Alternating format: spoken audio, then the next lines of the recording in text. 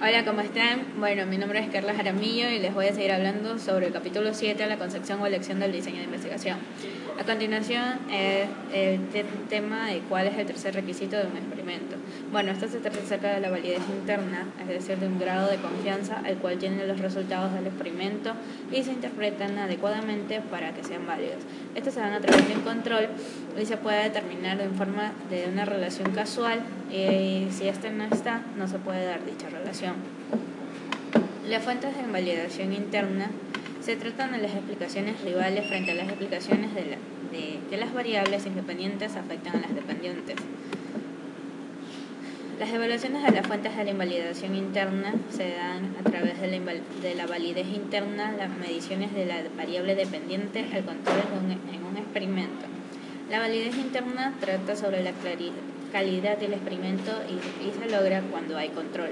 Los grupos diferentes entre sí solamente en la exposición a la variable independiente.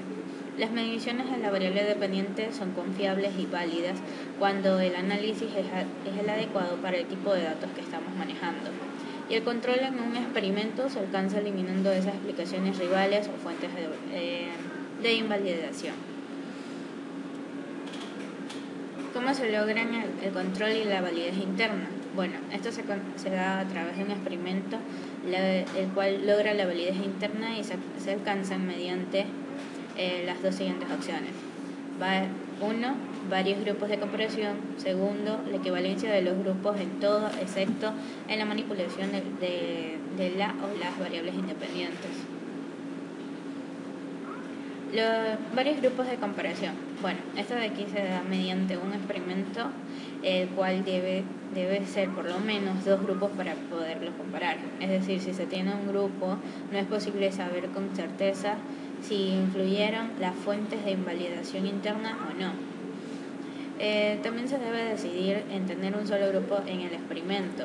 Se expondría a los sujetos a un programa de sensibilización donde se proporciona la información sobre la manera de cómo viene dada dicha clase, sus angustias, problemas, necesidades, etc. ¿Qué se debe tener en cuenta para los prejuicios? Bueno, para los prejuicios primero se debe tener en cuenta la prueba de prejuicios, la cual sensibilizará a los sujetos participantes que influyeran en sus respuestas a la segunda prueba. Por segundo, los individuos seleccionados se votarán durante el experimento y sus respuestas a la segunda prueba fueran a la ligera. Y tercero, durante el experimento se salieron de los sujetos prejuicios o partes importantes de ellos. La equivalencia de los grupos, bueno, esto está dado para conformar el experimento, todo debe ser similar o equivalente, excepto la manipulación de la variable independiente. Se dan en diferentes grupos, los cuales pueden atribuir a ella y no a otros factores. Los grupos son equivalentes. Si los grupos son equivalentes, o podemos confiar en que las diferencias se deban en realidad a la manipulación de la variable independiente y no a otros factores, a la combinación de ambos. Las equivalencias iniciales, asignaciones al azar y emparejamiento se dan referente al tema de la equivalencia de los grupos. Las equivalencias iniciales son aquellas que implican a los grupos y son similares entre sí al momento de iniciar el experimento. Las asignaciones al azar son una técnica de control muy difundida para asegurar la equivalencia inicial para que puedan ser asignadas aleatoriamente a los sujetos a los grupos del experimento. El emparejamiento es una técnica que consiste en igualar a los grupos en relación con una variable específica. Todos estos tres subtemas van enlazados entre sí para poder llegar a una sola conclusión. Los preexperimentos son aquellos que se llaman así por su grado de control de sí mismos en un aspecto mínimo. Estos se dan a través del estudio del caso de una sola medición y el diseño de la preprueba y la postprueba con un solo grupo.